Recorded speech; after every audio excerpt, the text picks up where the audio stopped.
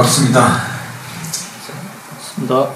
추석 잘 보내셨어요, 그죠? 네. 저희가 추석 연휴 기간에 한 주 법회를 쉬었습니다. 다들 오랜만에 뵙네요, 그죠? 이번에 연휴가 길어서, 그죠? 얼굴들 보니까 다들 좀 푹 쉰 얼굴들이 많으시네요. 저 추석 연휴 쉬고, 그죠? 한글날이 또 끼어서, 또 연거푸 또 쉬는 날이 많았는데,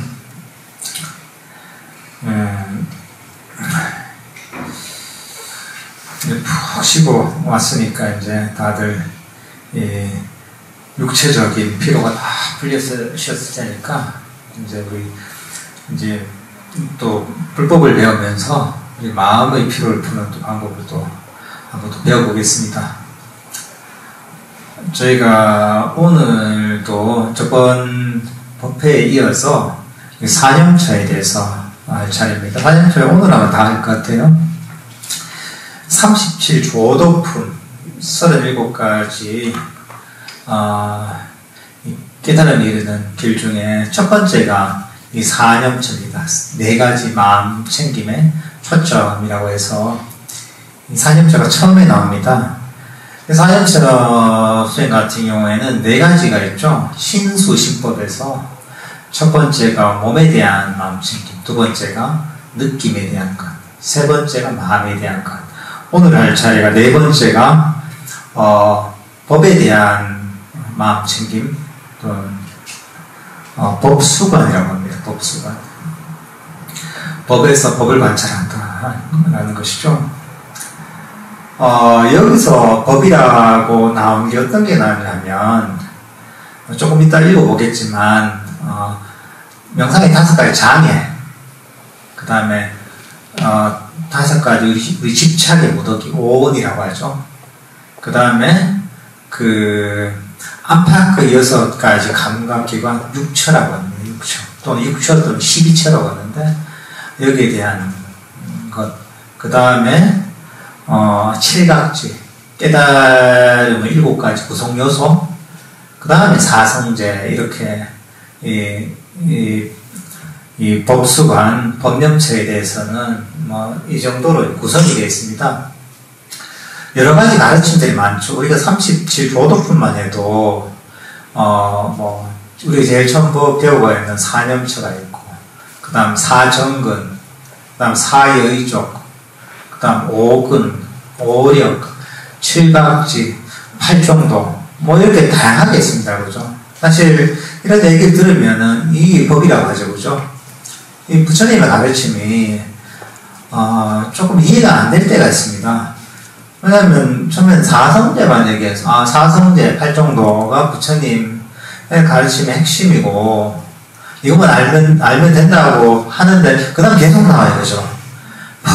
뭐가 많아. 오근, 오력, 사념처, 사정근, 그 다음 7각지, 몇 개 다 있어요. 사실 헷갈리기 쉽습니다, 이게.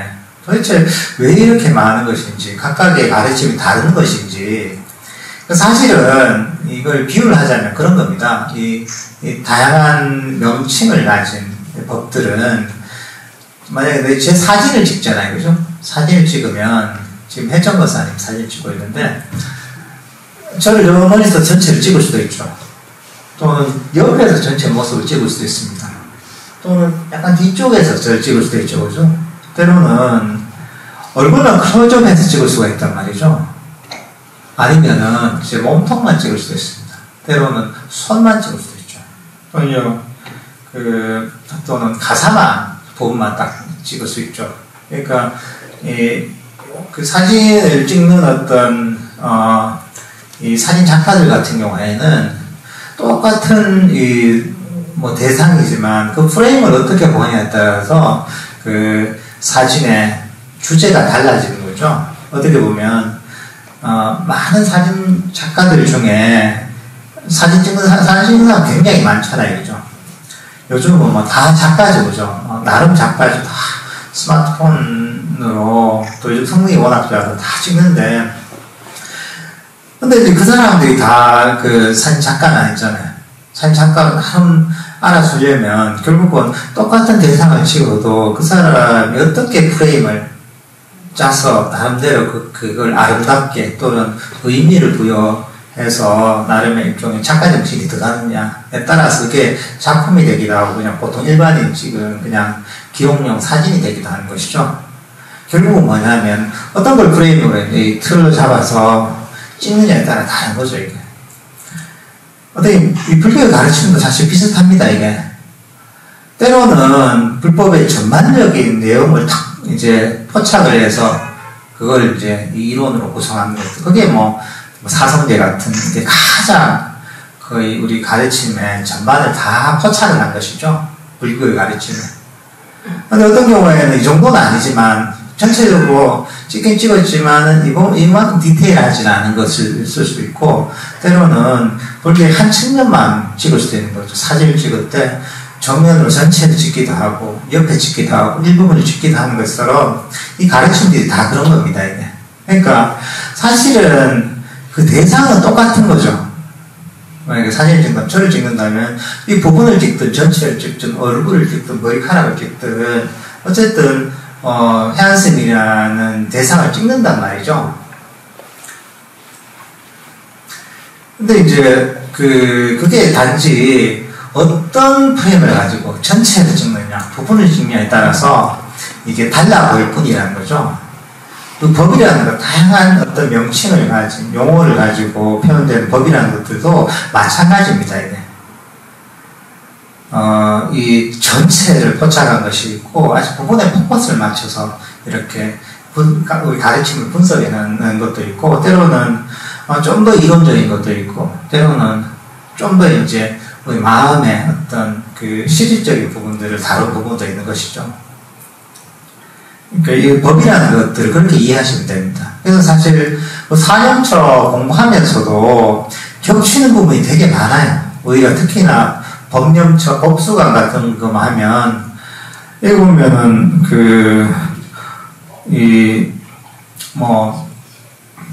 이 4년처 중에 그런 요소가 다 들어가 있거든요. 예를 들면 칠각지 같으면 칠각지 첫 번째 요소가 뭐냐 하면 염각지에 마음 챙김의 깨달음의 구성 요소예요. 그게 어떻게 보면 이게 4년처의 내용이잖아요. 그리고 또 저런 호흡 명상 아나파나사티 숫타 같은 경전에서는 어떻게 나있냐면 4년처를 완성을 하잖아요. 그러면 4년처를 완성하면 칠각지를 완성을 시킨다 이렇게 얘기합니다. 그러니까 4년처를 닦으면 칠각지가 완성이 된다는 것이죠. 그러니까 이제 그런 얘기가 가능한 게 뭐냐면 사실은 겹치는 부분이 있는 게 그렇습니다. 단지 다른 어떤 관점으로 같은 대상, 법이라는 부처님의 가르침을 다른 관점, 다른 프레임으로 이게 표현하다 보니까 이렇게 다양한 어떤 가르침처럼 보이는 것이죠. 사실은 같은 가르침을 여러 가지 각도로 표현하는 것이죠. 그렇게 해야 되는 이유가 뭐냐 하면 한마디만 하면 척하면 사람들이 알아들으면 좋겠죠, 그죠? 그래서 척 한마디 하면은 알아들으면 좋죠. 예를 들면은 사리푸타 존자 부처님 상수제자 사리푸타 존자 같은 경우에는 부처님 제자 중에 아사지 존자한테 한마디 듣고 나름 수다가 됐다고 하거든요. 그게 뭐냐면 모든 일어나는 것은 소멸하기 마련이다. 그 한마디를 탁 듣고서 깨달음의 첫 번째 단계의 수다원을 이뤘다고 합니다. 이제 그러면 사실 여러 말을 할 필요가 없는 거죠. 그냥 몇 마디만 해놓고 탁 이제 그만두면 괜찮지만 사람들이 그렇지 않단 말이죠.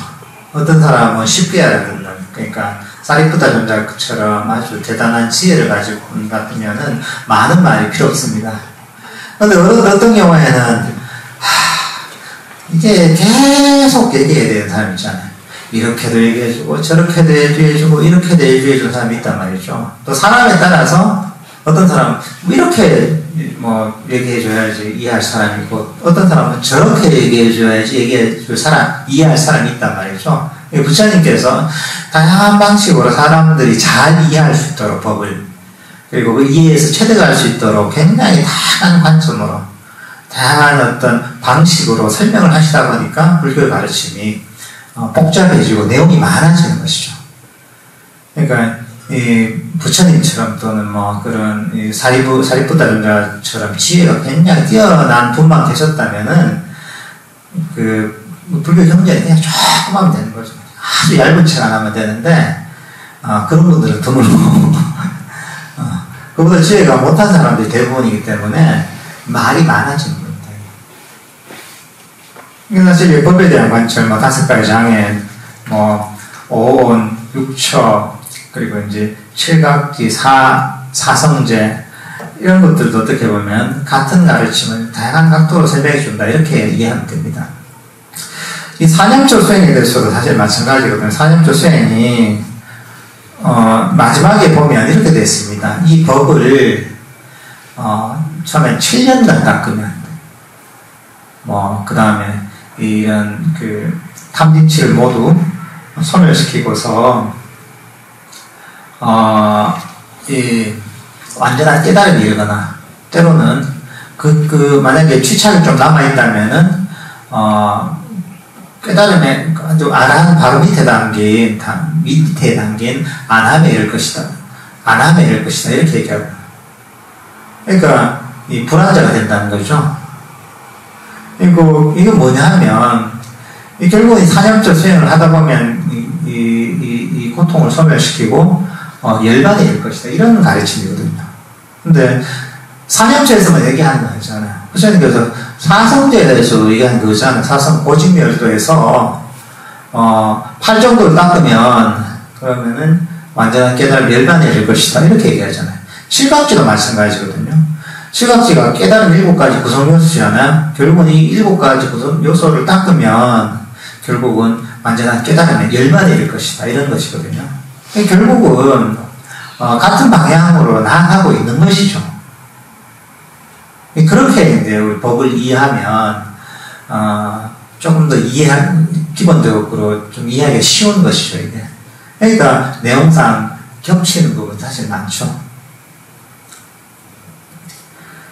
근데 여기서 이제 법의 관찰에 있어서는 이 법에 초점을 맞춰서 이 깨달음이 이르는, 그러니까 법에 초점을 맞춰서 이 삼매를 개발하고 지혜를 개발해서 결국 깨달음이 이르는 이런 길을 이제 설명을 하고 있습니다.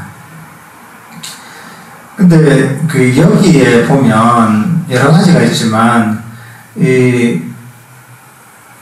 요즘 이제 이 초기 경전을 연구하는 경향이 어떠냐면 옛날 같으면 뭐 한문권에서는 한문 경전만 본다거나 또는 남방에서는 텍스트가 빨리어로 되어 있거든요. 빨리어 경전만 본다거나 그랬는데 요즘은 여러 가지 정보가 사실은 되게 많아지다 보니까 최근에 제대로 연구하는 분들은 경전을 비교를 해요. 한문 경전 또는 산스크리트 경전, 빨리어 경전에서 몇 가지 판본이 있습니다. 초기 경전에 대해서 이걸 다 비교를 해서 그 다음에 공통점을 추려내는, 공통적인 것은 가장 그래도 오리지널한 것이라고 볼 수가 있잖아요. 그죠? 공통적인 내용들은. 그렇게 해서 연구를 많이 하거든요. 근데 그렇게 연구를 해보면은 이 마지막 법에 관한 법수관 같은 경우에는 공통적인 게 뭐가 나오냐면 여러 가지 판본을 비교해 보면 다 있는 게 아니라 여기서 이 5가지 장애와 그 다음에 7각지가 다 공통적으로 있다고 해요. 나머지 들어있기도 있고 안 들어있기도 하는 것이죠, 이게. 그러니까 근데 이제 이 2가지, 5가지 장애와 7각지 부분은 이 법념처, 법수관이 공통적으로 다 들어있다고 해요. 그러니까 이게 굉장히 중요한 부분인 것이죠.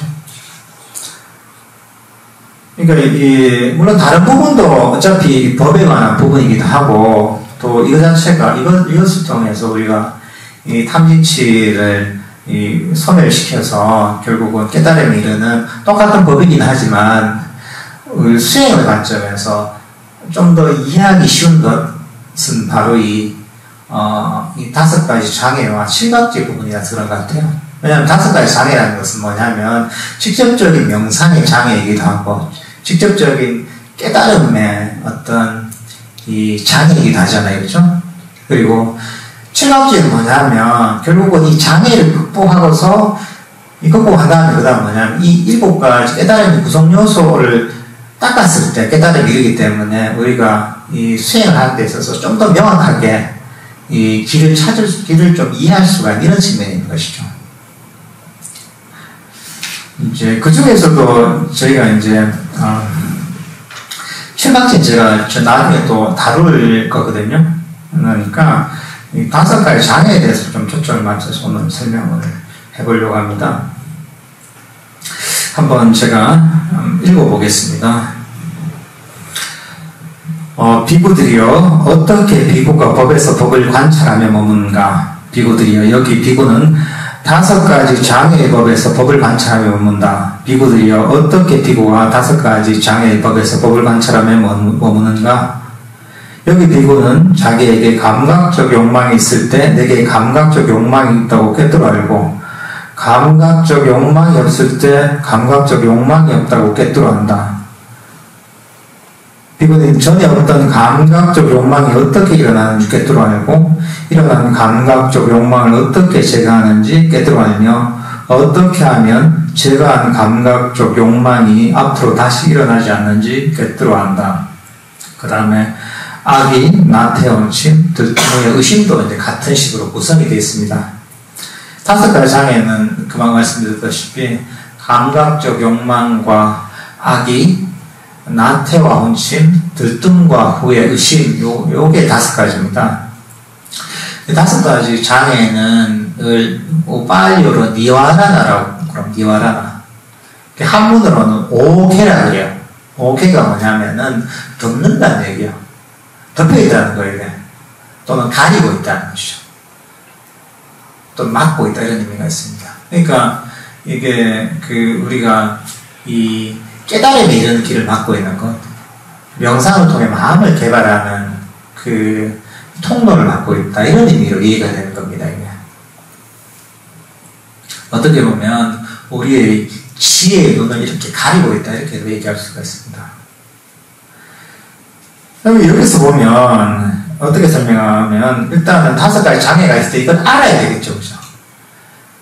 그러니까 이 감각적 욕망이 있는지 악의가 있는지 나태와 혼침이 있는지 들뜸과 후회가 있는지 의심이 있는지 일단 알아야 된단 말이죠. 여기서 그러니까 감각적 욕망이 있으면 있다고 꿰뚫어 알고 없으면 없다고 꿰뚫어 안다는 것이죠. 일단 인식을 해야 되잖아요. 그러니까 우리가 명상을 할 때도 보면 또 일상생활 할 때도 자기 마음을 항상 관찰해야 됩니다. 이게 그게 첫 번째입니다.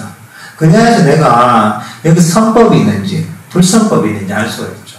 그러니까 불선법인 5가지 장애가 있을 때 그 중에 뭐 감각적 욕망이 있다면 마음을 관찰해야 내게 감각적 욕망이 있는지 알 수가 있죠. 그죠?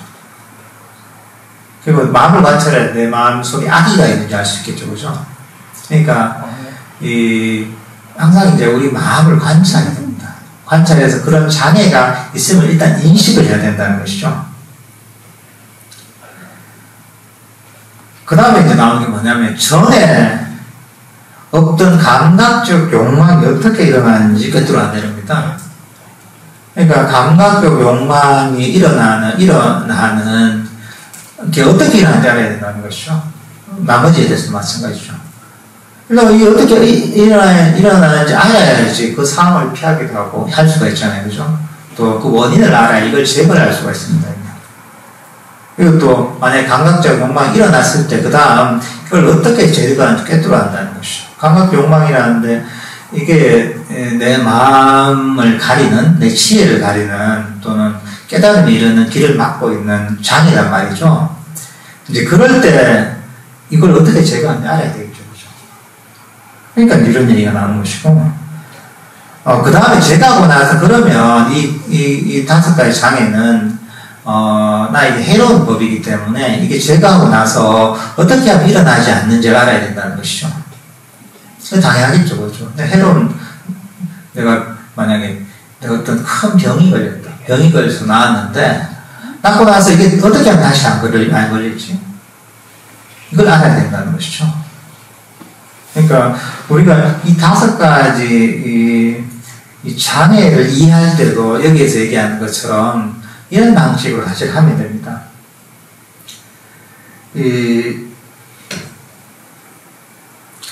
일단은 처음에는 마음을 관찰해야 되죠. 그렇죠? 아까 얘기했다시피 내 마음을 관찰해서 이게 장애인지 아닌지 알아야 되는 거죠. 장애가 있는지 없는지. 그러기 위해서는 이 5가지 장애가 무엇인지 알아야 되죠. 그렇죠? 그러니까 우리가 뭐 인문과정 할 때도 여러 번 했지만 이 감각적 욕망이라는 것은 기본적으로 우리가 뭐 욕망이 하잖아요. 뭐 이런 게 다 포함되죠. 나에게 욕망이 뭔가 그런 어떤 이 목마름 또는 좀 더 근본적으로 얘기하자면 뭔가 원하는 마음이 있는 것.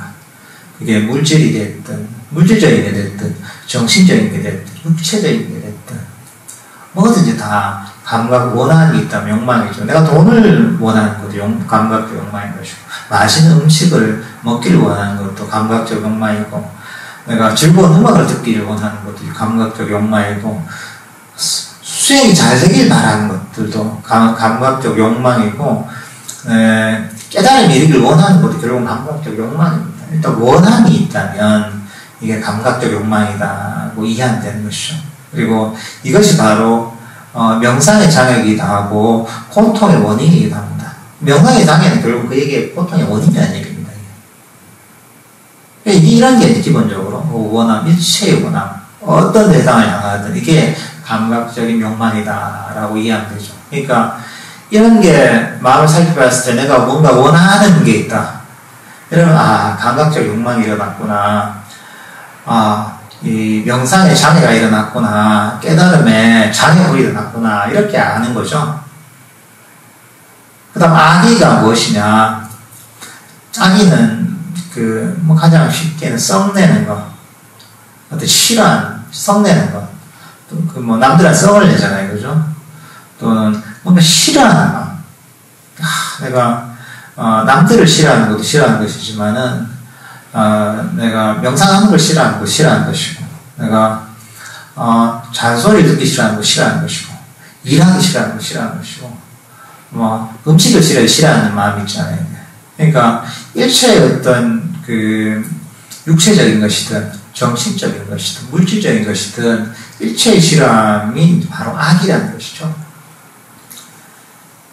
그러니까 마음속에서 일체의 싫어하는 마음, 이건 불만족과 통하는 것이거든요. 불만족이 일어날 때, 이건 악이구나. 일단 알아야 되는 거죠. 그리고 이제, 나태와 원칙은 뭐냐면, 예를 들어 뭐, 우리가 이거 자세나와있어. 졸림이 있잖아요. 졸리고 흐리멍텅한 마음일 때 이게 나태와 원침인 거죠. 또 마음이 굉장히 게으를 때 깨어있지 못할 때 이게 바로 이제 나태와 혼침이라고 할 수 있죠. 내 마음이 흐릿해서 내가 가만히 앉아있는데 내가 살아있는지 죽어있는지도 잘 모를 때 명상을 하는데 명상하는지 안 하는지도 잘 모를 때 또 무슨 일을 해야 되는데 그냥 하기 싫어서 계속 뭔가 이제 미루기만 하고 있을 때 이런 것들도 좀 나태와 혼침이라고 할 수 있죠. 어쨌든 그런 마음이 흐릿하고 게으른 상태일 때 이럴 때 내 마음을 살펴봤을 때 그런 마음의 요소가 있다면 내가 나태와 혼침에 빠졌구나 이렇게 이제 알게 됩니다. 나태와 혼침에 장애가 일어났구나 하고서 알면 되는 것이죠. 그 다음에 이제 이 들뜸과 후회죠.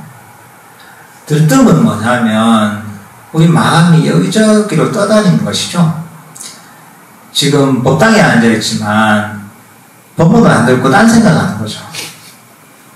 저녁에 친구하고 약속이 있는데 그 생각을 한다거나 오늘 집에 가서 재밌는 어떤 드라마를 한다는데 그 생각이 난다거나, 또는 벌써 내일 할 일이 머릿속에 떠오른다거나, 명상을 할 때도 그렇죠. 명상할 때도 명상하는 주제에 집중이 안 되고 온갖 그 일종의 영화 한 편을 머릿속에 딱 찍어버린다거나 이런 경우가 있죠.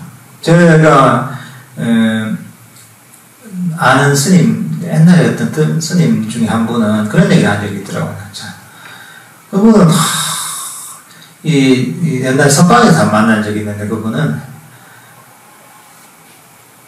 서방에만 앉으면 너무 힘든 거예요. 좌선하고 있으면 힘들고, 이제 좌선이 끝나면 말똥말똥해지는 거예요. 그 책을 볼 때는 정신이 말똥말똥해요. 너무 머리가 좀 맑아지고 책 보면은. 근데 좌선하고 앉으면 너무 머리가 아프고 힘들고 앉아있기에. 그래서 이제 그분이 너무 힘들 때는 머릿속에서 시나리오를 쓰는데, 시나리오를. 그래서 싹 쓰다 보면은 너무 잘 써진다, 이게.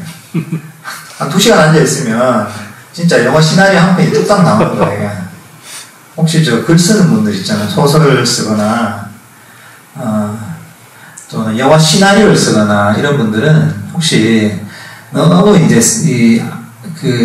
이 아이디어가 안 나온다, 글이 안 나온다, 이럴 때는 하루에 한 10시간 정도 참선을 해보세요. 그러면은, 결국은 도저히 힘드니까 잡생각을 하다가 보내게 되거든요. 이게 잡생각이 어떻게 하는지 작품이 되는 거거든요. 그런 방법도 괜찮습니다. 혹시 글 쓰는 분들은 글이 잘 나올 거예요. 그러니까 이제 이런 그런 거죠, 이게. 내가 참 명상을 할 때 명상 주제에 집중이 안 되고 참 다양한 생각들에 마음이 가 있는 거. 현재의 순간에 내가 하고 있는 것에 마음이 안 가 있고, 이거 말고 다른 데 마음이 항상 가 있는 거. 그러니까 마음이 떠다니는 게 들뜸이죠. 들뜬다는 게 이제 현재의 순간에서 벗어나서 마음이 떠다닌다는 얘기입니다. 후회는 우리가 얘기하듯이 내가 했던 행동이나 말, 생각에 대해서 어떤 후회하는 마음을 일으키는 거예요. 내가 과거에 누구에게 했던, 엄마한테 했던, 또는 부모님에게 했던 내가 잘못된 행동, 또 친구에게 했던 잘못된 행동을 계속 생각하고 그걸 곱씹는다거나, 또는 내가 한 결정을 해야 계속 거기에 대해 생각하면서 내가 그때 그런 결정을 하면 안 됐는데 그렇게 생각한다거나, 그런 경우 많죠. 그렇죠. 과거에 어떤 했던 일을 계속 가슴에 품고 있는 거, 이런 것들이 후회인 거죠. 이게. 이것도 결국은 마음에 자괴라는 것이죠. 마음에 품고 있다는 것, 계속 아프게 품고 있는 것, 이게 어떻게 후회인 거죠. 이게. 그 의심은, 만약 이런 마음이 일어난다면, 이게 이런 마음 속에 그런 후회의 장애가 일어났구나, 이렇게 보면 되는 것이죠. 그리고 의심은 물체에 대한 의심이죠, 이것도. 그러니까 때로는 내가 하고 있는 명상에 대해서 의심을 할 수 있는 거, 내가 제대로 하고 있는가, 제대로 안 하고 있는가, 또는 뭔가 내가 명상을 하면서 경험하게 된 어떤 경험에 대해서도 이게 무엇인가, 맞게 하는가, 안 맞게 하는가, 이렇게 생각을 할 수도 있는 것이죠. 또는 이 가르침에 대한 이해에 대해서 이게 맞는가, 안 맞는가, 이렇게 생각할 수도 있는 것이죠. 그러면서 끊임없이 퀘스천 마크를 달고 있는 것이죠. 그러니까 이게 사실은 우리 명상의 장애인 의심인 것이죠. 일체에 뭔가 이 퀘스천 마크를 계속 붙이고 있다면 그게 이제 의심의 장애가 있다, 이렇게 보면 되는 것이죠. 그러니까 아까 얘기했다시피 이런 5가지 장애, 감각적 욕망, 악의와 나한테 온 들뜸 후에 의심이라는 이런 어떤 상태가 마음에 일어났을 때는 그 장애가 일어나는 거예요. 어떤 경우에는 나는 항상 일어났는데 이상한 게 아니지 않냐 하는데 그건 그런 안 좋은 습관이 되어 있는 거죠. 결국은 우리 마음이 건강하지 못한 또는 행복하지 못한 이유는 어떻게 보면 이 5가지 장애 때문에 그럽니다. 그러니까 이 5가지 장애를 완전히 제거하면 뿌리를 뽑으면 깨달음이 이런 것이고, 근데 만약에 5가지 장애가 너무 심하다, 5가지 중에 악의가 되게 심하다, 감각적 욕망이 심하다, 예를 들면. 근데 그게 너무 심하면은 마음의 병이 될 수 있는 것이죠. 너무 감각적 욕망이라면 너무 내가 바라는 게 있다. 너무 정말 내가 되고 싶은 게 있고 너무 바라는 게 안 되잖아요. 실망감이 크죠. 그럼 이제 그 실망감 때문에 그게 마음의 병이 될 수 있는 것이고, 때로는 악의가 강하잖아요. 누구 타인에 대한 어떤 분노, 적개심이 너무 강하다. 너무 그 사람이 나한테 정말 억울하다. 이런 것 때문에 진짜 마음에 병이 생기는 경우가 있는 거죠. 이런 5가지 장애가 지나치잖아요. 그러면 그게 쌓이고 쌓이면 그게 마음의 병이 되는 겁니다. 결국 우리 요즘 얘기하는 그 정신적인 어떤 병들이 많이 있잖아요. 우울증도 있고 공황장애도 있고 무슨 불면증도 있고 이런 것들 온갖 이런 병들도 결국은 5가지 장애들이 너무 이제 심하기 때문에 그게 결국은 쌓이고 쌓여서 결국 마음이 병이 되는 겁니다. 그러니까 명상을 통해서 깨달음이 이르는 길은 어떻게 보면 마음의 병을 치유하는 길이기도 합니다. 처음에 정말 마음의 병이 깊다면 정상 상태로 만들어주는 거죠. 마음의 병이 사회적으로 볼 일반적으로 의학적인 견지에서 볼 때도 병이 있는 상태에서 정상적인 상태로 되는 거죠. 명상을 하면서 장애를 점점 없애면서. 그리고 정상적인 범주에 들어오고 나서 점점 장애를 버리면서 보통 사람들은 더 이제 마음 상태를 고귀한 마음 상태, 좀 더 정상적인 사람보다 건강한 마음 상태로 만들어가는 것이죠. 그리고 결국은 수행을 통해 5가지 장애를 완전하게 제거하면, 그리고 그 과정에서 그럼 이제 보통 사람이 아니라 어떤 이 불교에서 얘기한 깨달은 존재가 되기도 하는 것이죠. 결국은 불교 공부라는 것이 이 5가지 장애를 제거해 나가는 과정이라고 해도 사실은 과언이 아닙니다. 그런 관점으로도 볼 수 있는 것이죠, 이게. 근데 이제 5가지 장애라는 것은 결국은 우리가 바른 이해를 바탕으로 해서 이것을 쭉 닦아나가면 다 제거할 수가 있습니다. 타고나서 내가 이건 안 된다 이런 건 없습니다, 불교에서. 불교에서는 모든 것은 인과론입니다, 이게. 결국은 내가 이 5가지 장애가 심한 것, 있는 이유는 뭐냐면 내가 이 바른 법에 대한 이해가 없어서 마음을 제대로 다루지 못해서 그런 겁니다, 이게. 눈이 가려 있었던 거죠, 이게. 눈이 가려 있으니까 안 보이죠. 안 보이니까 자기 자신을 해치는 방향으로 가는 거죠, 이게. 그러니까 문제가 되는 거죠. 근데 법에 대한 바른 이해를 바탕으로 해서 바른 길로 꾸준히 명상을 하다 보면 이 5가지 장애가 저절로 점점 단계적으로 줄어들고 결국은 완전히 뿌리 뽑을 수가 있는 것이죠. 그러니까 사실 이거는 결정론이 아니죠. 결국은 원인에서 5가지 장애를 없애는 그런 어떤 원인들을 계속 쌓아나가잖아요, 거기서. 그 다음에 자연스럽게 5가지 장애에서 내가 점점 벗어날 수가 있는 겁니다. 그러니까 이거는 내가 뛰어나거나 머리가 좋거나 이런 거하고 아무 관계가 없습니다, 그냥. 단지 제대로 이해해서 그리고 그대로 추천을 할 수 있는 겁니다. 사회에서는 사실은 그 적성이나 재능에 따라 할 수 없는 게 있습니다. 학교에서 공부를 한다. 어느 정도는 할 수 있겠죠. 근데 이 공부가 안 되는 친구가 있어요, 이게, 거기에. 그죠? 어떤 애들은 하루에 1시간만 해도 공부를 잘하는 애가 있나, 한 5시간에도 안 되는 애도 있어요. 어느 경우 있단 말이죠. 때로는 나이가 들어서 이제 좀 두뇌가 퇴화해서 그런 경우도 젊을 때는 머리가 팽팽팽 돌아가는데 연세가 드니까 이 두뇌가 좀 폐활해서 기억력도 떨어지고 이런 경우가 있단 말이죠. 그러면 이제 옛날만큼 책을 본다거나 뭐 학문을 한다거나 이런 게 좀 힘들죠, 그죠?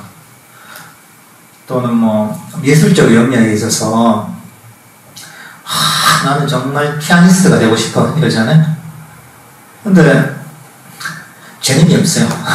근데 아무리 해도 어느 정도까지 할 수 있죠. 그렇죠? 피아니스트는 못 되죠. 근데 그거는 타고난 어떤 친구들 그렇잖아요. 뭐 한 3살 때 5살 때부터 어마어마하게 잘 치는 그 유명한 피아니스트는 다들 뭐 어릴 때부터 천재적인 재능을 가진 친구들이거든요. 그러니까 세속에서는 안 되는 게 있단 말이에요, 사고는. 근데 불교 공부는 그렇지 않습니다. 이 복잡한 건 아니에요, 이게. 복잡한 게 아니고 아주 심플하고 이해하기 어렵지 않습니다, 이게. 뭐, 머리가 나빠서 관계 없습니다. 그냥 사람으로서 보통 말귀를 알아들을 정도면 다 이해할 수 있는 내용입니다. 그걸 이해하고서 그대로 자기의 어떤, 자기의 어떤 이제 주관적 고집이랄까 이런 걸 내려놓고 그대로 받아들여서 실천하면 그러니까 꾸준히 하다 보면 결국은 그 원인이 쌓여서 결국은 내가 명상이 발전하고 5가지 장애에서 벗어나서 깨달음을 이룰 수 있는 것이죠. 결국은 이게 이제 인과법이고 어떻게 보면 이게 연기라고도 할 수가 있습니다. 인연에 따라 일어나는 것이잖아요. 내가 이 성법을 쌓으면서 그 성법의 인연에 의해서 결국은 깨달음이 일어난다는, 그럼 어떻게 보면 그것도 연기라고 할 수가 있습니다. 그러니까 어떻게 보면 이 법을 본다는 거 있잖아요. 법을 보는 자는 연기를 보고 연기를 보는 자는 법을 본다. 뭐 이런 얘기가 있거든요. 부처님께서 얘기하신. 그걸 좀 더 거창하게 얘기하자면 뭐 12연계에서 무명행식 쪽에서 그런 걸 본다고 하지만 사실 그런 얘기나 지금 내가 한 얘기나 사실 별로 다르지 않습니다. 결국은 원인에 의해서 결과가 일어난다는 것이죠. 그 선법을 쌓으면 깨달음이 일어나는 5가지 장애를 벗어난 선법을 쌓으면 그 원인에 의해서 결국은 깨달음이 이르게 된다는 것이죠. 그 반대는 만약에 불선법을 쌓는다. 그러면 그게 고통이 점점 증가하게 되고 오히려 점점 괴로운 방향으로 가게 되는 것이죠. 사람들은 어떻게 보면 법에 대한 바른 이해가 없어서 이 악순환을 겪는 경우가 많습니다. 그러니까 이 법에 대한 바른 이해가 없기 때문에 뭔가 예를 들면 감각적 욕망, 내가 원하는 게 있다. 나는 돈을 많이 벌었으면 좋겠고 나는 공부를 잘했으면 좋겠고 뭐 이런다. 근데 만약에 그게 그런 욕망이 굉장히 강한 그게 안 이루어졌다. 그럼 실망을 한단 말이죠. 실망을 하면서 절망을 하고 스스로에 대한 어떤 악의를 일으키고 그러다 보니까 더 이제 내가 그냥 그런 절망하는데 술을 마신다. 이러면서 또 이제 그러다 보면은 더 자기 판단력이 흐려지면서 또 안 좋은 또 생각을 더 일으키고 이렇게 되면 악순환의 길을 걷는 경우도 있습니다. 이게. 바른 지혜가 없는 경우에.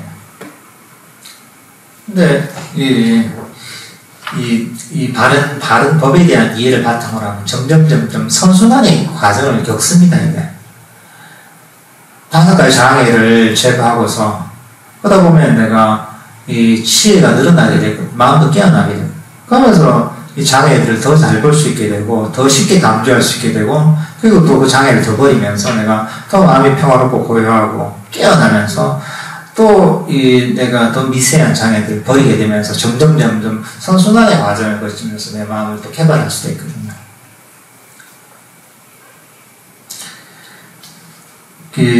이런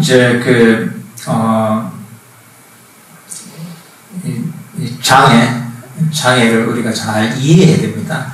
장애를 잘 이해하는 것이 어떻게 보면 명상의 관건입니다. 이 감각적 욕망이다. 우리가 아까 얘기했다시피 이럴 때는 첫 번째는 이런 감각적 욕망, 원함이 일어나는 원인들을 좀 이해해야 되겠죠, 그죠? 때로는 이런저런 자극들이 원인이 될 때도 있습니다. 예를 들면 맨날 명상을 해야 하는데 젊은 친구 같으면 맨날 술 마시러 다닌다. 맨날 클럽을 다닌다. 이러면 내 그런 주위 환경에 의해서 자극이 되거든요. 자극이 되면서 감각적 욕망이 일어날 수밖에 없는 이런 환경들이 되거든요. 그러니까 환경들도 되게 중요한 측면이 있습니다. 그래서 보통 부처님께서도 이 명상을 지도하실 때 처음에 나온 게 뭐냐면 빈집으로 가거나 고요한 동굴 또는 나무 밑으로 가라 이런 얘기예요. 시장통으로 가서 생활 안 그럽니다, 부처님. 요즘 옛날 같으면 시장통이겠죠, 그죠? 마을, 시끌벅적한 마을로 가서 생활 이래 안 그럽니다. 빈집이나 동굴이나 나무 밑으로 가서 생활해야 됩니다. 아주 고요하고 이런 자극이 없는 거. 왜냐하면 그런 어떤 주위의 환경에 의해서 감각적 욕망이 자극이 될 때가 있거든요. 뭐 어떤 내가 보는 것이나 들리는 것들에 의해서 자극이 될 때가 있는데 그런 자극이 좀 적응되면 도움이 되는 것이죠, 이게. 여러분들도 그런 걸 선택할 수 있겠네요. 너무 막 내 생활을 흐트러뜨릴 수 있는 또는 너무 이제 내 욕망을 자극하는 그런 장소나 또는 사람도 마찬가지입니다. 사람도 좀 가려 사귀면 좋은 거죠. 그것도 일종의 물리적인 조건이거든요. 그러니까 우리가 여기 온 분들처럼 얘기하면 명상에 대해서 얘기하고 마음을 닦는 데 대해서 얘기하고 뭐 이런 경우는 이런 사람들을 만나면 마음이 그런 쪽으로 향하게 되거든요. 근데 그게 아니라 만나면 맨날 어디 놀러 가자 하고 우리 백 사러 가자 하고 뭐 이런 사람들 술 마시러 가자 하고 막 이러면은 그 대화도 뭐 그런 얘기 만나잖아요. 그러면 자기도 모르게 여기 안 좋은 영향을 받게 되거든요. 물론 이제 다 피할 수는 없겠지만은 어느 정도 이 환경을 컨트롤할 필요가 있는 거죠, 저희가. 뭐 피할 수 없다면 어쩔 수 없겠지만. 물론 우리가 뭐 100% 모든 상황을 다 컨트롤 할 수는 없습니다. 그리고 사실 부처님께서 어떻게 보면 뭐 음식을 먹잖아요. 그러면 다 맛을 다 느끼세요. 단지 거기에 욕망이 없이 그걸 드시는 거죠. 그러니까 우리가 감각 기능이 사라지는 건 아닙니다. 이게. 감각 기능이 있대 거기에 대해서 우리가 욕망을 버리고서 이렇게 이제 우리가 먹는 것도 먹고 보는 것도 보고 활동을 하는 것이죠. 이게. 그렇지만 어느 정도는 환경을 좀 잘 정비를 하면 좋은 거죠. 특히나 이제 이 좋은 사람들과 대화하고 또 배울 수 있는 사람들과 교제하면 그게 굉장히 큰 도움이 됩니다. 그래서 부처님께서도 도반이 수행의 전부다 이런 얘기 합니다. 난 좋은 도반이에서 내가 좋은 영향을 받거든요. 그리고 좋은 물이 드는 거죠, 이렇게. 그리고 이런 어떤 환경적인 측면도 있는 것이고, 그리고 이 마음을 관찰하면서 이런 이해가 굉장히 중요합니다. 내가 원함이 일어날 때 이게 고통의 원인이다라는 것을 확실하게 이해해야 된다. 자꾸 가르쳐야 돼요. 우리 끊임없이 갈구합니다. 이게 본능입니다. 이게는 끊임없이 갈구하고 원합니다. 마음속에서. 그럴 때마다 가르치는 거. 애들 가르치듯이 야야야 이게 해로워. 그럼 애들한테 그러죠. 애들 맨날 사탕 먹자니 단 거 좋아하잖아요. 그러면 애한테 애한테 그러죠. 이거 먹으면 몸이 안 좋고 이빨 다 썩어 하잖아요. 그러면서 계속 끊임없이 가르치잖아요. 그러니까 마찬가지로 우리 마음도 그런 아직까지 바른 이해가 부족한 그런 애와 같기 때문에 계속 가르쳐야 됩니다. 자꾸 뭔가 갈구할 때, 원할 때, 때로는 뭐 수행에 대해서도, 명상에 대해서도 갈구하고 원할 때가 많습니다. 이게 잘 돼야 되는데, 이렇게 하고 싶은데, 내가 뭐 삼매도 얻고 싶은데, 깨달음도 얻고 싶은데, 이럴 때마다 애가 가르치시다. 그렇게 해서는 그게 오히려 명상의 장애잖아. 명상에 해가 돼. 이렇게 해서는 절대로 안 돼. 오히려 고통의 원인이 돼. 이렇게 자꾸 가르쳐야 됩니다. 계속 가르치다 보면 조금씩 이해가 점점 되기 시작합니다. 이게 어떻게 보면 우리 이 마음을 훈련시키는 방식이 그렇죠.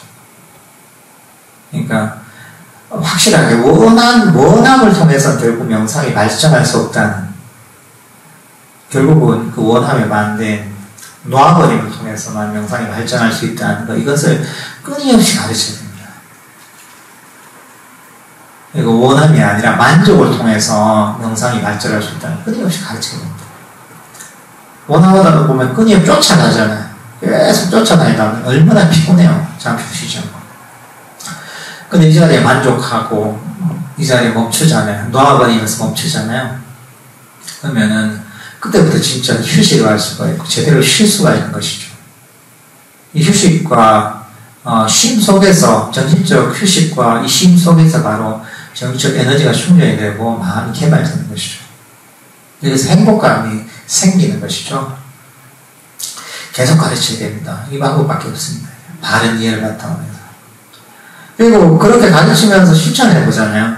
처음에는 이래서 되겠나 싶은데 좀 지나다 보면 이게 안 될 것 같은데 이게 오히려 마음이 편안해지고 명상도 잘 되네. 야, 내 마음 속에서 근심 걱정거리가 왜 이리 없어졌지? 내 마음에서 뭔가 이 독소가 빠져나 디톡스 있잖아. 디톡스가 된 듯한 느낌이 드는 거예요, 이게. 그러니까 우리가 피부, 몸 관리하는데 그러잖아요. 디톡스 되는, 주스도 먹고, 무슨 즙도 먹고 하잖아요. 약도 먹고 하잖아요. 우리 마음을 디톡스 하는 거죠, 어떻게 보면. 그러니까 그런 걸 또, 그걸 좀 경험하다 보면, 맞네. 부처님 가르침이.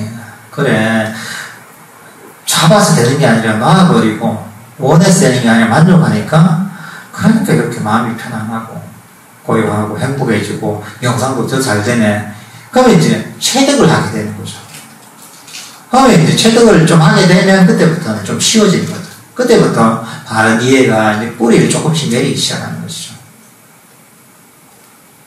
그래도 어쨌든 간에 자기 마음을 관찰하면서 계속 가르치고 실천해야 됩니다. 우리 아기의 장애도 마찬가지입니다. 사실은 다르지 않습니다. 이게. 아기의 장애도 우리가 일단 물리적인 환경들도 어느 정도 좋으면 좋거든요. 예를 들면 주위 사람들이 뭔가 관대한 사람, 또 너그러운 사람, 자비로운 사람들이 많으면 본인이 거기에 좋은 영향을 받습니다. 원래 저런갑다 하면 자기도 그 좋은 영향을 받는데 그게 아니라 친구를 만났는데 너무 세상에 대해서 불만이 많은 친구야. 그런 사람들 있잖아요. 이 정치권이 있고, 사회고, 경제계고, 그 학교 안에 다 썩어가지고, 싹 깔아봐야죠. 그런 사람 어디 있단 말이죠. 만날 때마다 그런 얘기 하는 사람 많습니다, 제법. 그런 경우는 이제 어떻게 보면, 부정적인 그런, 관점이 아주 고착화가 돼요. 습관인 거죠. 습관. 정신적 습관입니다. 이게. 근데 그런 사람 자꾸 만나서 얘기했다 보면 본인도 영향을 받습니다. 이게. 그러니까 웬만하면 좀 세상을 좀 밝게 보는 친구를 사귀면 그러면 인생이 좀 편안합니다. 이게. 그리고 너무 싸울 일 같으면 그런 것들을 좀 피하는 게 좋죠. 사실. 물론 이제 우리가 피할 수 없을 때도 있지만 그런 방향이 될 수 있으면 좋죠. 그리고 이거 마찬가지로 우리 마음을 잘 관찰해야 됩니다. 관찰하면서 마음 속에서 뭔가 썩냄이 일어났다. 또는 싫어함이 일어났다. 이럴 때마다 이게 명상의 장애구나. 고통의 원인이구나 알고서 이것을 버리려고 노력해야 된다는 거죠. 때로는 그런 경우 있죠. 사람들한테 자꾸 화가 잘 나는 사람도 있어요. 그게 약간 습관적으로 그런 사람이 있습니다. 남들 하는 걸 못 봐주는 거예요. 내 뜻대로 저 사람을 고치고 싶어 성이 나고 저 사람은 왜 저래 이러면서 분노하는 이런 성향이 있습니다. 그런 경우 굉장히 스스로 괴롭습니다. 근데 이게 안 그러려고 해도 자꾸 되는 경우가 있습니다. 안 그러고 싶은데 이게 통제가 안 되는 경우가 있습니다. 근데 그럴 때는 죽음에 대해서 생각해보면 참 좋은 겁니다. 죽음에 대한 명상을 해보는 겁니다. 내가 이렇게 남들한테 성내고 화내고 하는데 죽어도 생각해보세요.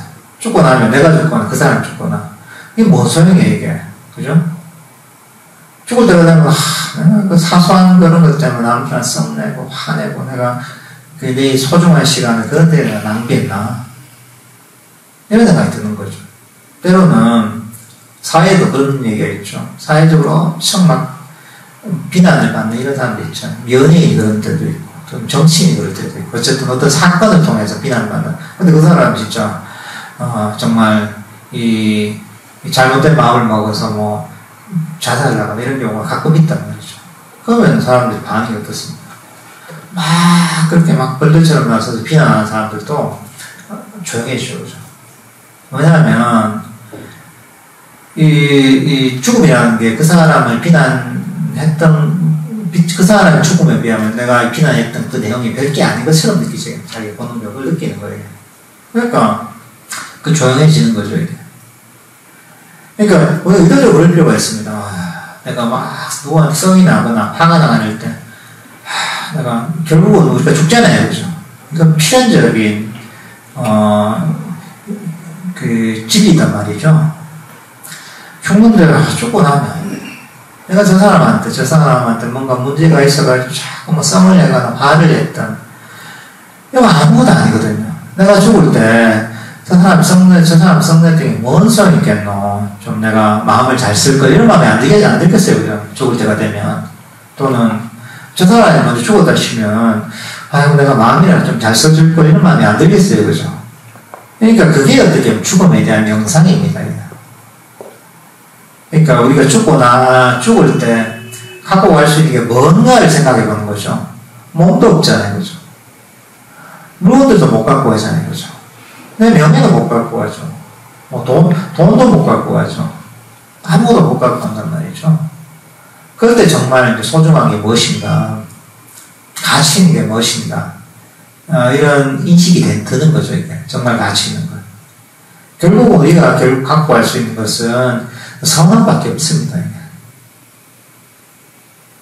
그러니까 이제 우리가 죽을 때 갖고 갈 수 있는 선언, 이제 그걸 개발하는 거, 선법을 개발하는 거죠. 선업이라는 게 선법을 통해서 쌓아지는 것이기 때문에 그 선법이라는 게 뭐예요? 저 사람들한테 너그럽게 대하는 거, 자애롭게 대하는 거죠. 사실 이런 어떤 죽음에 대한 인식, 명상을 통해서 우리가 타인에 대한 화를 쉽게 좀 버릴 수가 있는 것이죠. 이 죽음에 대한 명상도 해보면 좋죠. 그 자기 자신의, 이것 도중에 자기 자신에 대한 것이죠. 자기 자신에 대한 불만족, 실험, 이런 것도 있다. 이것도 다 악의 장애인 거죠. 그러니까 이런, 보통은 뭐냐면 자기 자신에 대한 불만족 같은 경우에 실험이라는 것은 결국은 더 완벽함을 원하기 때문에 자기 자신이 이보다 더 완벽하길 바라는 마음, 더 잘하길 바라는 마음이단 말이죠. 근데 그거는 본인의 그냥 생각이고, 사실은 이제 그게 결국은 본인을 괴롭히는 고통의 원인이 되는, 일을 망치는 원인이 된다는 걸 이해해야 된다는 것이죠. 그 사람들은 스스로에 대한 불만족을 가지면서 스스로를 자꾸 몰아붙이면서 내가 잘하고 있다 생각하거든요. 근데 그게 아니라 사실은 그게 자기 자신에게 상처를 주는 것이고, 스스로에게 정신적인 괴로움의 원인을 만드는 것이라는 것을 이해를 해야 된다는 거죠. 이해를 하고서 그 습관을 자꾸 버리려고 노력해야 된다는 거죠.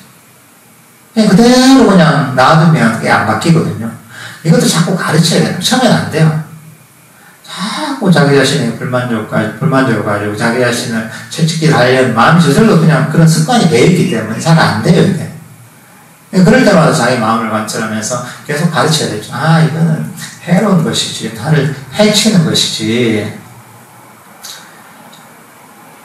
나한테 도움이 안 되지, 명상에 도움이 안 되지 하면서 계속 가르쳐야 되는 거죠. 해로움밖에 없으니까.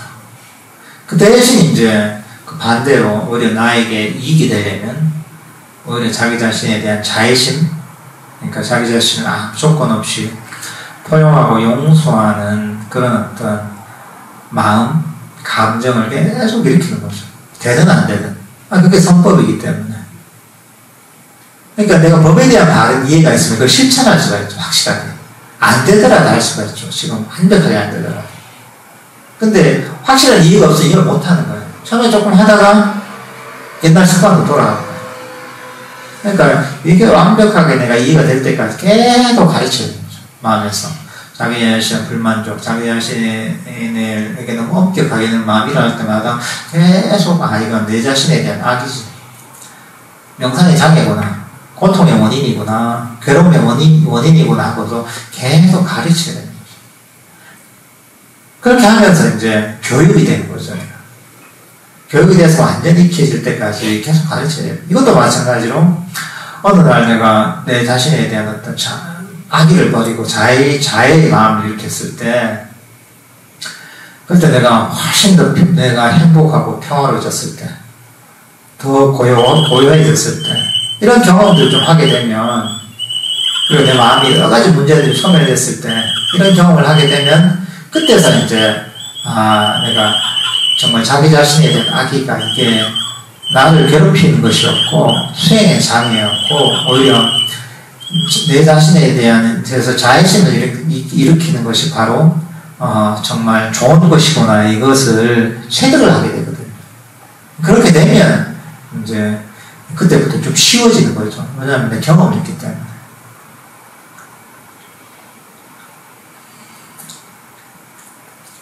이렇게 이제 자꾸 가르쳐야 됩니다. 그리고 뭐 나태와 원심 같은 경우에도 어떻게 보면 이 나태와 좀 마음이 몽롱하고 또는 이 깨어있지 않을 때, 게으를 때 이런 것 같은 경우에는 일단은 쉬지 못해서 그런 경우도 있어요. 쉬지 못해서 삶이 피곤해서 그때 푹 쉬어줘야 되죠. 푹 쉬어줘서 이제 그러면 이제 피로가 풀리면서 그럴 때가 있는 거고, 때로는 그냥 습관일 때가 있습니다. 나태와 원심. 몽롱하고 정신이 차려지지 않은 이 상태가 습관적일 때가 있습니다. 이제 그럴 때는 우리가 계속 가르쳐야 되는 거죠, 이게. 근데 보통 뭐냐면 이 나태와 원심 같은 경우에 어쨌든 생활 자체가 너무 게으른 생활이라서 그럴 수가 있거든요. 그러니까 너무 게으른 어떤 생활 습관이 되었을 때 너무 잠도 많이 자고 너무 비둥비둥하고 시간을 낭비하는 뭐 이런 사람도 있거든요. 그럴 때는 사실은 내가 좀 개인적인 그런 규칙적인 생활을 하면서 내 라이프 스타일을 좀 바꿔야 되죠. 이제 그리고 때로는 이제 이 나태와 원심이 이 악의의 반영인 경우가 많습니다. 악의. 그러니까 학교에서 보면 수학을 싫어하는 학생들이 많잖아요. 수학을 싫어하는 학생들 보면 보통 수업할 때, 고등학교 수업할 때 많잖아요. 그러다 보면 수학 수업할 때 자는 애들이 제일 많아요. 쭉 자는 애들이 많아요, 이게. 그러면 뭐 딴 생각하거나 만화책 보거나 이런 애들이 많거든요, 이게 학교 다니면. 근데 이게 뭐냐면 이게 재미가 없으니까. 수학이 싫은 거예요, 그냥. 너무 이해가 안 되고 힘들고 하니까 재미가 없으니까 졸리는 거죠, 이게. 괜찮아요, 이게. 마찬가지로 이제 그냥 이 나태와 원심도 우리 명상을 할 때 치면 명상이 별 재미가 없는 경우가 있죠. 재미가 없으니까 좀 졸리게 되는 거예요. 잠 속으로 자기도 모르게 빠지는 그 도망가는 거죠, 이게. 그리고 어떻게 보면 정신적 에너지가 어떤 경우에 부족해서 명상할 때 부족해서 그런 경우도 있습니다. 정신적 에너지가 정신적 에너지가 풍부해야지 우리 우리 마음이 깨어나거든요. 근데 정신적 에너지가 너무 낮은 상태이기 때문에 끝까지 깨어져 있으면 너무 힘든 거예요, 이게. 그러니까 이제 졸리는 방향으로 가게 되는 거죠. 때로는 이게 어떻게 하면 우리가 신신이 아니고 부족해서 그런 경우도 있습니다. 그러니까 부처님 가르침에 대한, 또 부처님에 대한, 법에 대한, 또 삼보에 대한 어떤 그런 믿음이 굉장히 강한 경우에는 거기서 기쁨이 있거든요. 그러니까 오히려 이제 기도하거나 이런 건 잘생기죠. 이런 어떤 일종 음악이잖아요, 기도하는 거. 음악이기 때문에 음악 속에서 자기 감정이 고조가 되면서 기쁨이 일어나고 거기서 믿음이 확 일어나는 경우가 그 잘하는데 교회가 너무 잘하잖아요. 교회나 성당에서 뭐 성가대나 어떤 이런 데가 있잖아요. 그럼 막 찬송가 부르면서 막 이러다 보면 이제 그 신심이 확 솟는 거죠. 근데 그게 어떻게 에너지거든요. 근데 명상을 하면서 이제 우리는 그런 요소를 많이 이용하지 않기 때문에 때로는 우리가 정적 에너지가 낮을 때는 부처님에 대해 생각해 보면 좋습니다. 이게 붓다누사티라고 해서 불순년이라고 합니다. 부처님에 대해서, 부처님께서 얼마나 대단한 분이고 훌륭한 분이고 정말 내가 부처님 가르침을 만나는 게 너무 얼마나 감사한 일인가 이런 데 대해서 생각하면서 자꾸 생각하다 보면 기쁨이 일어나거든요. 이것도 수행 방법 중에 한 가지입니다. 때문에 이런 방법을 통해서 이 정적 에너지를 내가 키울 수가 있습니다. 내가 너무 정적 에너지의 레벨이 낮다 싶으면은 그런 부처님에 대해 생각하는, 부처님의 덕에 대해 생각하는, 또는 이 불법의 가르침이 위대함에 대해 생각해보면 이것도 굉장히 도움이 됩니다. 때로는 이 자기 자신이 한 그런 선행에 대한 그런 반조도 좋습니다. 이게 짜란 불사띠라고 하는데, 이게 내가 사소한 일이지만 내가 선행을 하겠단 말이죠. 만약에 내가 이 법회를 하는데 법회에 내가 좀 일찍 왔다. 그래서 남들이 시키지 않았는데 내가 법당을 다 청소를 했다. 이것도 선행이잖아요. 선업을 지은 거잖아요. 그러니까 이 사소한 이런 거 내가 집에 갈 때 그냥 놔두지 말고 내가 선행을 했는데, 선행에는 그 선행을 한 그런 행동에는 선과가 있거든요. 좋은 결과가 있거든요. 그게 행동이 됐든 말이 됐든 마음씀이 됐든, 특히 행동을 하는 것 이런 것들을 보면 확실하게 이제 내가 인식을 할 수 있기 때문에 더 확실하죠 이게. 그래서 내가 뭐 했다면 저녁에 가서 내가 힘이 좀 모자라 내릴 때 내가 오늘 사람들이 오기 전에 내가 이런 청소를 했는데 참 이 좋은 선업을 지었구나. 사람들이 편안하게 깨끗하게 내 법회를 할 수 있게. 이러면서 자기 선행에 만족하면 기쁨이 생기거든요. 그러니까 좀 봉사를 많이 하거나 내가 이런 이 선행을 많이 하는 사람들 같은 경우에는 자기 자신의 어떤 이 선한 행위 작은 것이라도 여기에 대해서 한번 만족을 하잖아요. 그럼 기쁨이 생깁니다. 그럼 에너지가 생겨요. 졸렸던 마음이 깨어나요. 저도 이제 뭐 그렇게 할 때가 있거든요. 그래. 그 스님이니까 어쨌든 간에 제가 이제 법을 통해서 내가 많은 보시를 하잖아요. 법보시를 많이 하잖아요. 그런 생각을 하는 거죠. 그래, 오늘 내가 법문을 했는데, 이걸 통해 사람들한테 마음이 편안해지고, 또, 바른 길로 가는 사람이 좀 생길 수 있겠지. 이런 생각을 하는 거죠. 때로는, 책을 뭐 번역하고 쓴 게 있잖아요. 이 책이 얼마나 팔렸노. 이걸 팔려서 이 정도 샀으면은 사람들이 굉장히 많은 돈을 받았겠지. 복을 많이 줬구나. 공덕을 많이 줬구나. 이런 거죠. 여기 유튜브가 있잖아요. 유튜브로. 법문 올려놓으면 저절로 그냥 이게 법문을 하잖아요. 야, 오늘도 얼마나 많은 한 달에 15,000시간을 법문을 다 듣고 있구나. 이러는 거죠. 예를 들면은. 이제 그러면서 자기 자신에 대해 이렇게 한 그런 선업에 대해서, 선행에 대해 생각을 하잖아요. 그러다 보면 이게 거기서 기쁨이 생기는 거예요. 이것도 부처님께서 가르친 명상법 중에 한 가지입니다. 이게. 그러니까 이런 걸 통해서 뭐 부처님에 대해 생각하거나, 법에 대해 생각하거나, 성당에 대해 생각하거나, 자기 자신에 대해서 덕에 대해서 생각한다거나, 이러면서 기쁨을 일으키는 게 나태와 원침을 이게 사라지게 할 수가 있습니다. 정신적 에너지를 올릴 수가 있습니다.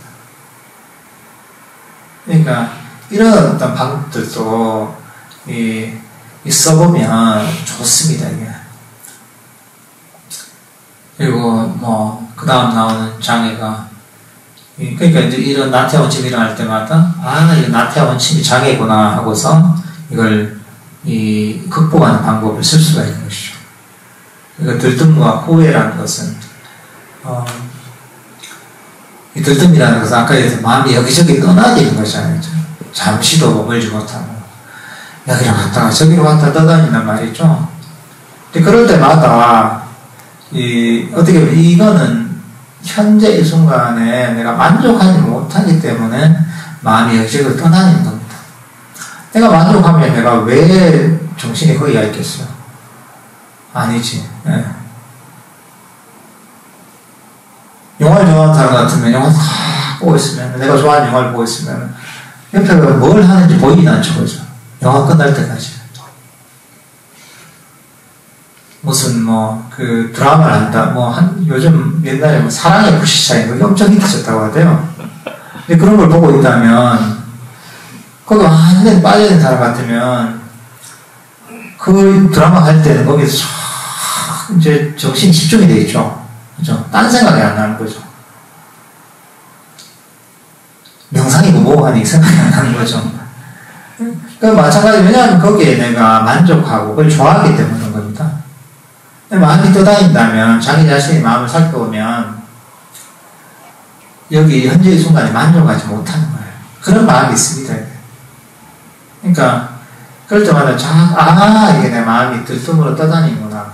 명상이 장애구나. 마음의 장애구나 하고서 마음을 살펴보고서, 내가 이 순간에 내가 만족하지 못하네.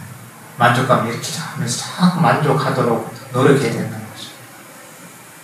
그러니까, 근데 만족하려고 잘 안 된단 말이죠, 그죠? 그럴 때는 만족할 부분을 찾으면 됩니다, 이게. 세상에는 다 좋은 부분이 있거든요. 잘라서 보면 좋은 게 있습니다, 우리가.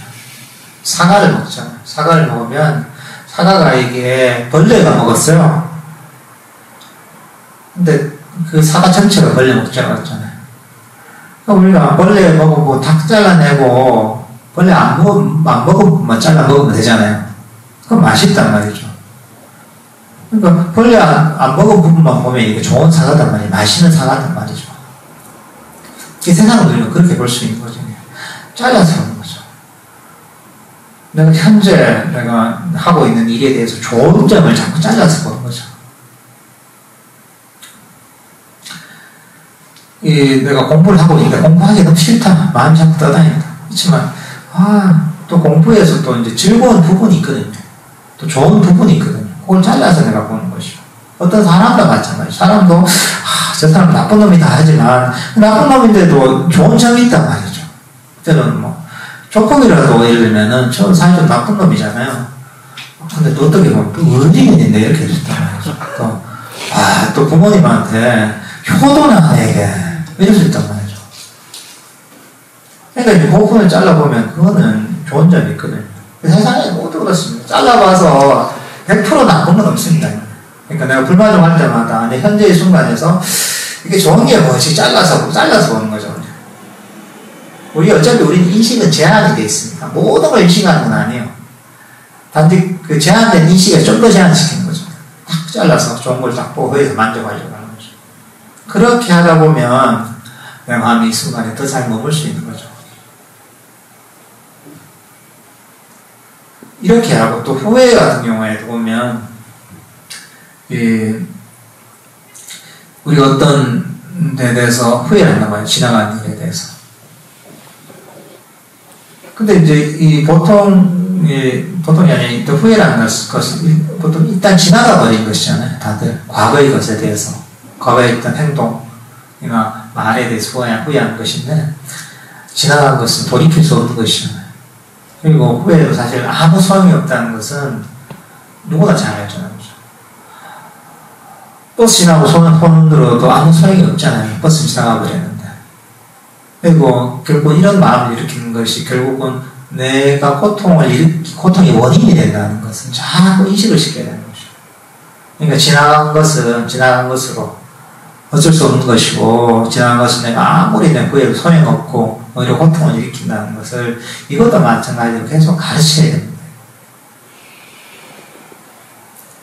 그러니까 우리는 이렇게 이제 5가지 장애에 대해서 끊임없이 가르쳐야 됩니다.